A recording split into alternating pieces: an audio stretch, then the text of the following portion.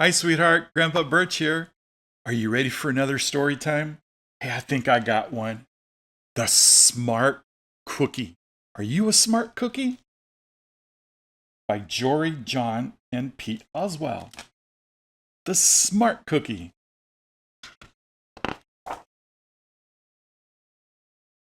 Ooh, look at all this. Looks like they're going to school. I don't know. Let's find out. The Smart Cookie. Looks like he's in a laboratory. What do you think? Are you in a laboratory? Greetings! I'm Cookie. I live in the bakery on the street corner near the river. He's Cookie. And there's the street corner. Come on in. Let's check it out.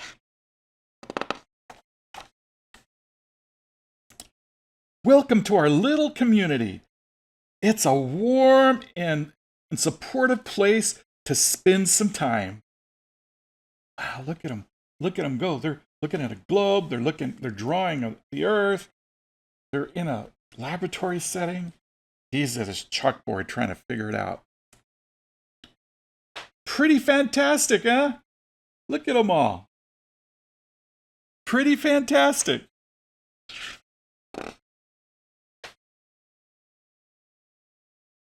These days, life is sweet.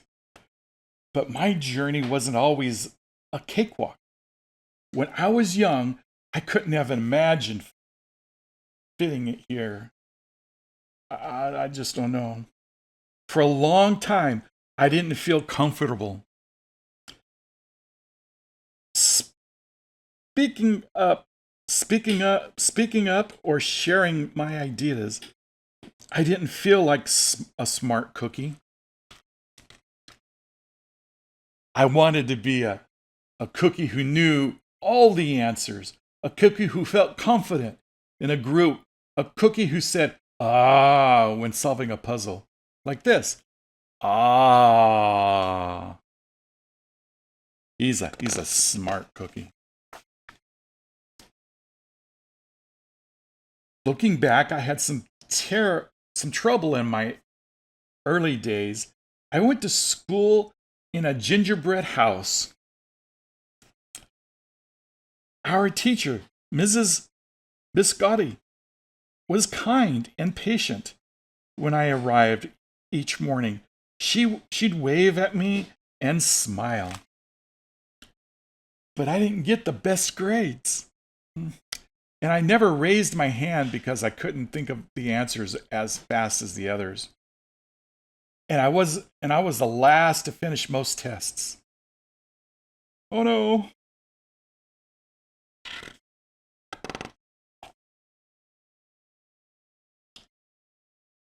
It wasn't because I didn't care, and it wasn't because I didn't try. Sometimes I'd get distracted and mess up even though I knew the material. Those were the most frustrating moments of all. Once I misspelled a word, dough. That was rough because he come from cookie dough. Another time, I added when I meant to subtract. 2 minus 2, that's supposed to be plus. 2 plus 2 is 4. 2 minus 2 is 0. 2, 3, 4. Occasionally, we have a lesson where I had absolutely no idea what was happening. I just couldn't keep up. I imagined that my desk was a raft and that I was completely lost at sea because that's what it felt like.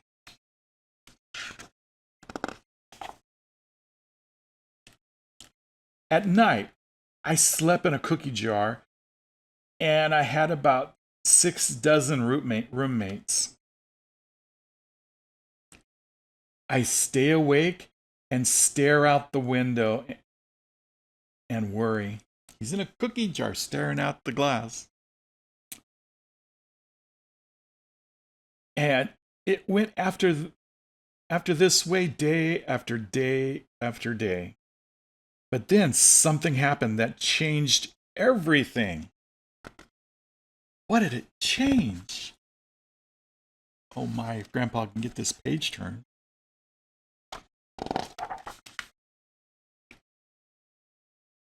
It all started with a homework assignment. Mrs. Biscotti requested our attention one afternoon.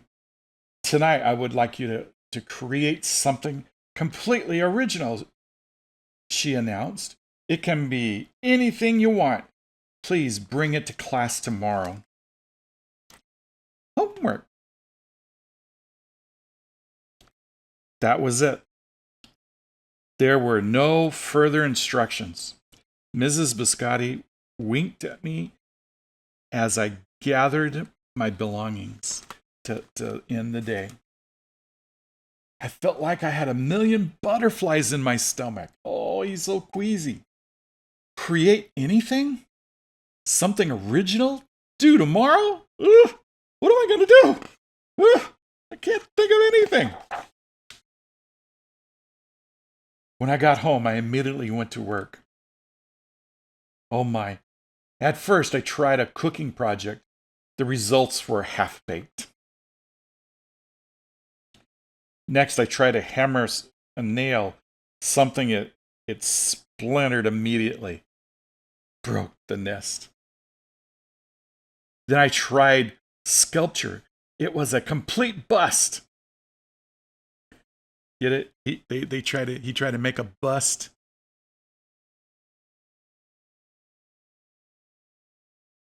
Then I tried making it was a complete bust. Okay.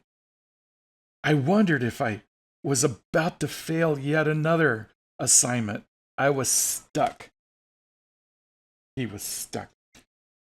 I stared out the window and watched the rain hit the river. There was something mesmerizing about the water, how it moved in such a chaotic way, swirling around and around, yet ultimately figuring out exactly where it needed to go.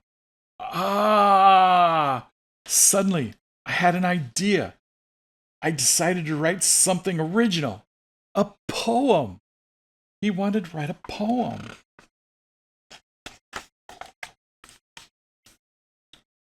I came up with a title based on how I'd been feeling, my crumbly days. After that, the rest of it seemed to fall into place. I wrote and I wrote. I lost track of time. An hour went by in a flash. I said when I was finished. I couldn't sleep that night, but it wasn't because I was worried. It was because I was excited. I felt like I had really accomplished something. I felt smart. Oh, wow. The following day, Miss Biscotti asked for the volunteers to share what we've created. One kid showed off his original frosting art. Woo, look at me, I'm a frosting. His frosting art. He got up there and sprinkled everything but himself. Another kid revealed her sprinkle distribution machine. Her sprinkle distribution.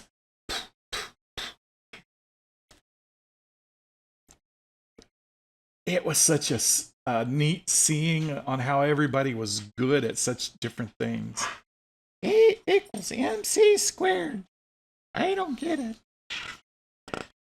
But some people do. Oh, here's one. H2O. I know that one. That's water.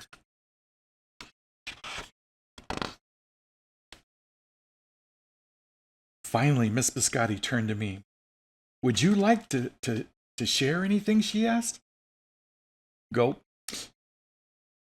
I gulped. I thought I'd probably crumble under the pressure. Okay. But I made my way to the front of the classroom. I noticed my hands were shaking. My mouth went dry. Put a spotlight on him. This poem is called My Crumbly Day, I said, my voice crackling. And then I read it aloud. As I spoke, I noticed some kids nodding at certain lines.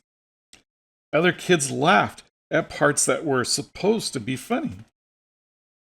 As I built toward the finale, that's the final phrase, I felt myself becoming more confident and animated. And in the end, everybody clapped and cheered. I promise you this, I'll never, ever forget it. Wow. Mrs. Biscotti was beaming. No one but you could have written that poem, she said. It was completely original. Oh, wow, it touched everybody. Ah, I had done it. I created something and shared it with the whole world. Well, my world at least. The rest of the day was a blur. By recess, I was already planning my next poem. I would call it My Sweet Morning. Ah, I thought when I came up with the title. Later that afternoon, Miss Biscotti handed me a note. It said that I should keep on writing, no matter what. That meant so much to me.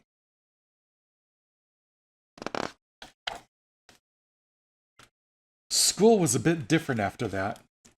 I wasn't so scared to raise my hand or ask a question. I shared my work. Sure, some things still didn't come as easily for me as they did for others. But now I know that you can be smart in many different ways, like movies or skateboarding or muscle building or helping others or just dancing. You don't have to have the answers to every question or suddenly be great in everything all at once. You just need the chance to try all kinds of things to find out who you are and what you like to do.